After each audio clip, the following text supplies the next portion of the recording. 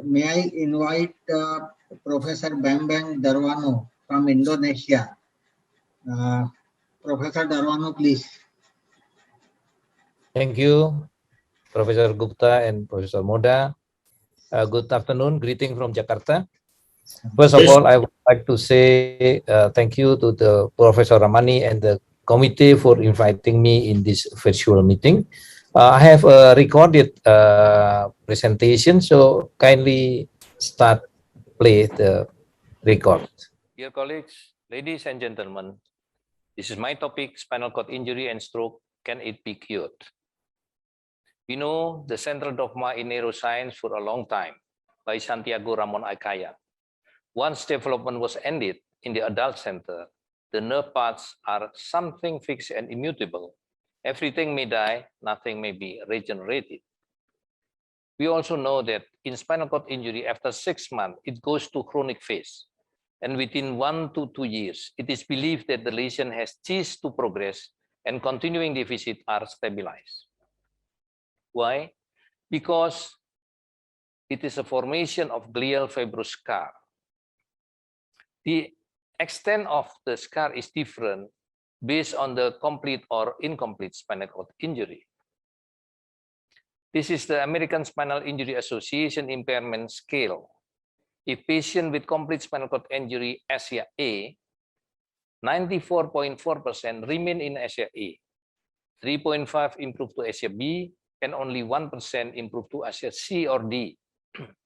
Patient with incomplete ASIA B, prognosis is better, up to 40% converted to ASIA C and D.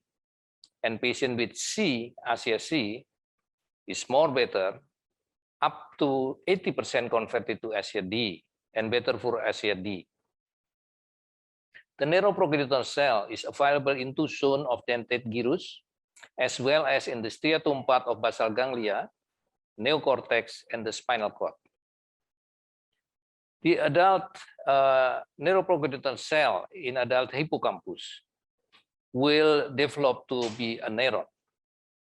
But we can see here, the development is influenced by microRNA, 134, 137, mRNA9, 25, and so on until become immature neurons. Then continues influenced by another microRNA and become neuron, astrocyte, and oligodendrocyte.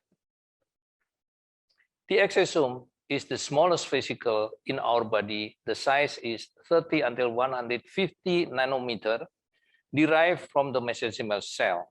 It contains microRNA, protein, and many others good factors. And the function is as important intercellular communication mediator. The size is very small compared to the flu virus. And mesenchymal exosome is a nano platform for therapeutic and drug delivery. It contains a lot of proteins and a lot of microRNA. Because the size is very small, it is available in blood circulation, in body fluids, in saliva. It can penetrate blood-brain barrier and available in liquor cerebrospinalis and also available in human breast milk. Then its cargo is uptaken by other cells. And then there is a change of protein or genetic material to be used to metabolism for the organelle inside the cell. This is endogenous response in spinal cord injury. Reactive astrocytosis occur permanently in response to all forms of CNS injury or disease, trauma, infection, ischemia, stroke, autoimmune response, and neurodegenerative disease. We know from the literature that microRNA-21 has a novel role regulating astrocytic hypertrophy and glial scar progression after spinal cord injury, and as a potential therapeutic target for manipulating and enhancing functional outcome. The microRNA-21 also available inside the exosome.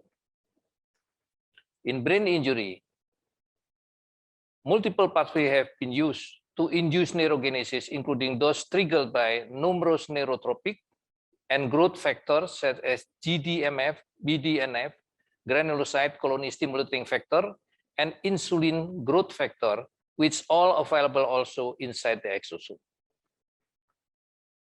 We perform animal model study. 33 rats, we perform spinal cord injury. Then we inject exosome. And we can see here, 1 week later, the rat starting to move the hip. And 2 weeks later, the hind foot is strong and the rat can run again. And we have also the histopathology before and after. Then this is the patient, male 48, with complete spinal cord injury Asia A from the burst fracture of the T7. 9 months, not improving. Then we inject with exosome, and we can see afterward the patient start to walk with walker. Another case, male 69, tetraparesia, after operation of the cervical and has a stenosis multiple at the lumbar. We perform minimal invasive lumbar decompression and remove the implant and inject with cement. Then he start to do rehabilitation. The third is stroke for already 1.5 years, hemiplegic, right hemiplegic, wheelchair case, and aphasia motoric. And then we inject with exosome. He start to walk with 1 cane and can speak again. This is the second case. After 1 year, he start to walk and better quality of life. The second case, he start to do exercise.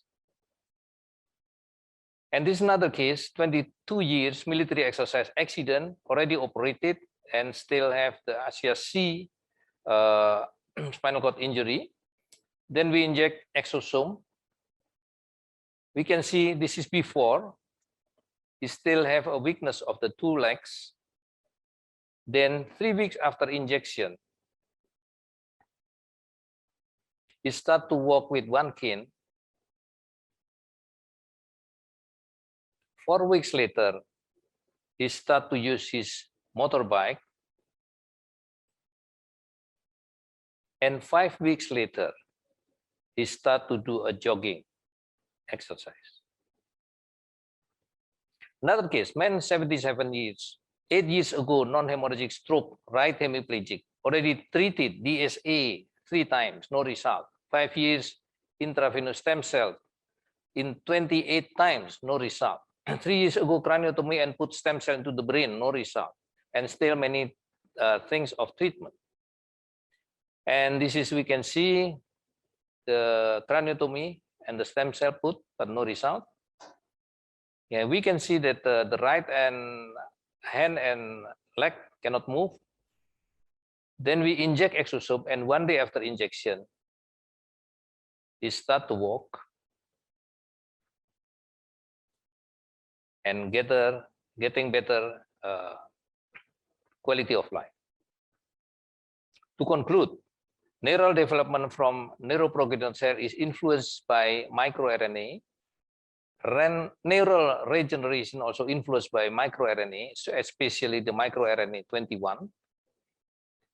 Exosomes are a nano-platform vehicle for therapeutics carrying cargo, proteins, and miRNA. And uptaking the exosome cargo by neuron cell could improve the cell regeneration and can be used to cure spinal cord injury and stroke. Thank you very much.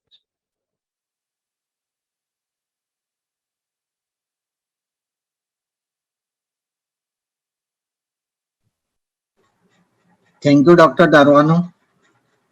Are there any questions from the audience? Yeah, I have got a question. Sir, please. How can you got exochrome, which is available in the market, or you prepare in your laboratory, or what are you? How are you doing it? Oh, thank you, Dr. Moda. So it is not available in the market yet. Now we do multi-center clinical trial for COVID-19 in 3 hospitals supported by the government. So after the result, good result, then we have the from the regulation, and then we can go to the market. Now it's still, we have started from stem cell. Yes, stem cell we isolated in the media without antigen and make a condition like hypoxia. And then what happened? The stem cell try to still alive, and he secreted until 100 bioactive protein, and we collect this as a secretome. This is one step ahead of the stem cell. So this is the first treatment, no cell therapy. Then the second step ahead is we find exosome inside the family of the secretome. That is the smallest vehicle in our body, and we use to that kind of treatment also for COVID-19. So we still doing research for that. Very good, because we are facing lots of problems with COVID-19, like stroke, some heart attack, lots of things. We are also facing post-COVID. So I hope it should be helpful in this sort of a condition. Dr. you. Darwano, I have one question. Please. Like the last video which you have shown, there is a patient who was not at all moving lower limbs and right upper limb. And when you injected this exosome, next day he was walking. So Yes. my question is, for a chronically bedridden patient, the muscles gets atrophied. There is no power. The tone we don't know. So it takes time, even if they recover, it takes lot of time for the muscles to get toned up, and a lot of physiotherapy is required.